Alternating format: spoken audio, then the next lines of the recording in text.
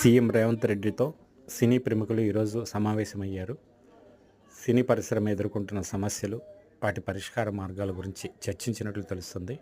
అదేవిధంగా హైదరాబాద్ని సినీ రంగంలో అంతర్జాతీయ హబ్గా తీర్చిదిద్దాలని టాలీవుడ్ సినీ ప్రముఖుల్ని సీఎం రేవంత్ రెడ్డి కోరినట్టు తెలుస్తుంది. అందుకు తగ్గ అన్ని ఏర్పాట్లు చేస్తామని, తగిన నివేదికతో వస్తే సినీ పరిశ్రమ అభివృద్ధికి సహకరిస్తామని రేవంత్ రెడ్డి చెప్పారు.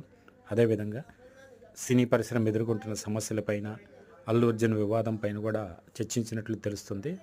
మొత్తానికి ఇక నుంచి సినీ పరిశ్రమ సహృదయ వాతావరణంలో రాజకీయంగాను, సినీ రంగంగానే ముందుకు వెళ్ళబోతుందని ఎఫ్డీసీ చైర్మన్ దిల్ రాజు చెప్పారు.